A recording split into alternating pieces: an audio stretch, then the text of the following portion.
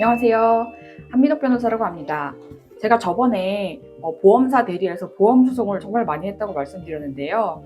요즘 제가 정말 많이 하던 사건이 누수 관련 사건입니다. 이건 실무적으로도 문의가 정말 많고 국민 대부분이 아파트나 공동주택에 사시기 때문에 이런 문제를 많이 겪으시는 것 같아요. 그래서 이와 관련해서 정말 많이 궁금해하시는 것 두 가지만 골라서 오늘 말씀드리도록 하겠습니다. 첫 번째는 아랫집에서 위에집 때문에 누수가 발생하면 그 위에집에 살고 있는 임차인이 물어줘야 되냐 아니면 임대인이 물어줘야 되냐와 관련한 것입니다. 아니면은 관리사무소가 물어줘야 되냐라는 그런 질문도 하시는데요.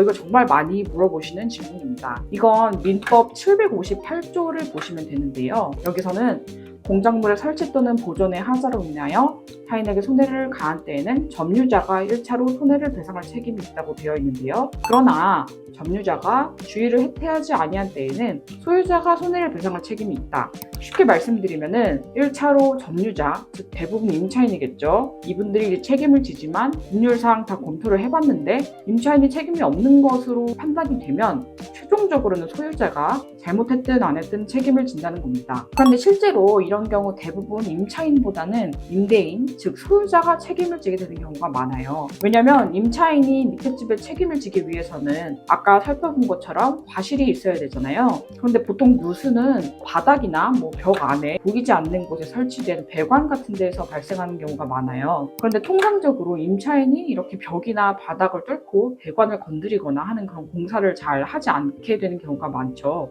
자기 집이 아니니까 그런 거겠죠. 만약 임차인이 자기가 이사 와서 화장실을 좀 고급스럽게 고치고 싶어서 배관을 건드리는 그런 공사를 했는데 그게 누수의 원인이 됐다라고 하면 임차인에게 과실이 있는 거기 때문에 임차인이 아랫집에게 민법 758조에 따라 책임을 지게 되겠죠. 근데 이런 특수한 사정이 있는 게 아니라 그냥 임차인이 아무것도 안 하고 이사 와서 잘 살고 있었는데 누수가 터졌다고 하면 임차인의 잘못이라기보다는 집 자체의 그런 구조적인 문제일 가능성이 크죠. 근데 아까 민법 758조에서 살펴본 것처럼 우리 법은 내가 뭔가 소유하고 있는데 그걸로 남에게 피해를 보면 내가 잘못했든 안 했든 피해 배상을 하라고 되어 있잖아요. 그래서 밑에 집에서 누수가 나서 아랫집 사람이 위에 집 소유자에게 벽지 바닥 갈아달라고 했을 때 위에 집 소유자가 나는 하나도 잘못한 거 없는데요? 라고 해도 소용이 없는 거예요. 집주인은 억울하게 생각할 수도 있지만 집주인은 자기 집을 소유한 대가로 자기 집을 잘 관리해야 되고 만약 잘 관리하지 않아서 누군가에게 피해를 주면은 이 부분에 대해서 물어주라고 하고 있는 것이 우리 민법 758조의 규정이기 때문입니다. 결론적으로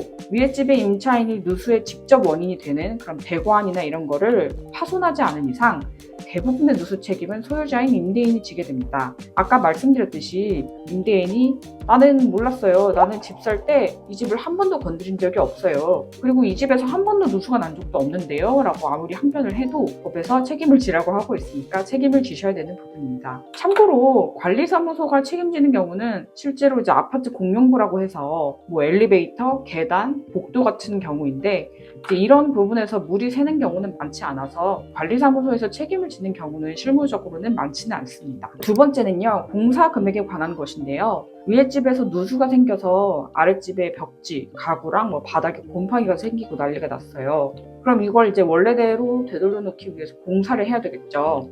그런데 이제 업체마다 견적이 다 다릅니다. 어떤 업체는 이사도 다시 한번 해야 됩니다라고 하는 경우도 있고 어떤 업체는 벽지 가는데 50만 원이면 된다는데 또 어떤 업체는 150만 원 줘야 된다고 하고 있고 이렇게 견적서가 천차만별이에요. 보통 피해를 본 아랫집에서는 이참에 최대한 많이 깨끗하게 고치고 싶으니까 견적서를 예를 들어 350만 원 받아오시고 또 이에 반해서 위에 집은 최소한만 고쳐주고 싶으시니까 200만 원 받아오시고 이렇게 차이가 납니다. 그럼 아랫집 견적서 350만 원 대 위에 집 견적서 200만 원 중 누구 견적서대로 위에 집이 아랫집에 돈을 물어줘야 되나요? 라는 그런 질문이 많이 들어오는데요. 사실 정답은 없어요. 소송으로 가지 않으시고 두 집이 합의하신다고 하면 200만 원 혹은 350만 원 혹은 반반 양보해서 275만 원에 합의하시는 것도 방법입니다.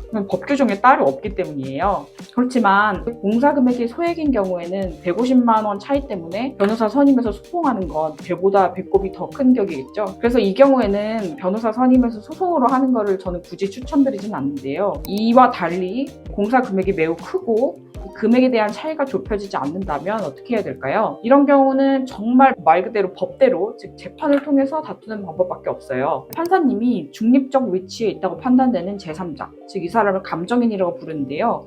감정인한테 이러이러해서 피해가 났는데 감정인님이 보시기에는 공사 비용이 얼마 정도 들 것 같아요? 라고 물어보는 그런 감정 절차를 거쳐요. 그래서 그 절차를 거쳐서 그 감정인이 인정한 금액, 이 정도면 적당하겠는데요? 라고 하는 그 금액을 대부분 판사님이 인정을 해주고 있습니다. 그래서 판사님이 이런 감정 절차를 통해서 감정인이 판단한 금액을 피해액으로 봐주기 때문에 위에집이든 아랫집이든 뭐 각자가 이제 공사업체에서 받은 그런 견적서가 있을 거 아니에요. 이 견적서를 아무리 판사님한테 갖다 내면서 이 금액이 적당한 금액입니다 라고 주장을 해도 감정인이 적당하다고 판단한 그 금액을 대부분 피해액으로 인정해주는 그런 법리가 형성되어 있습니다. 다만 제가 여태까지 말씀드린 것은 아파트나 공동주택에서 일어나는 분쟁이고요. 만약 뭐 상가에서 지하 1층에 누수가 생겼는데 여기랑 배관을 공유하는 지상 1층 가게들이 너무 많아서 누수의 원인이라든지 지점을 아예 파악할 수 없는 경우에는 누수 탐지 업체를 통해서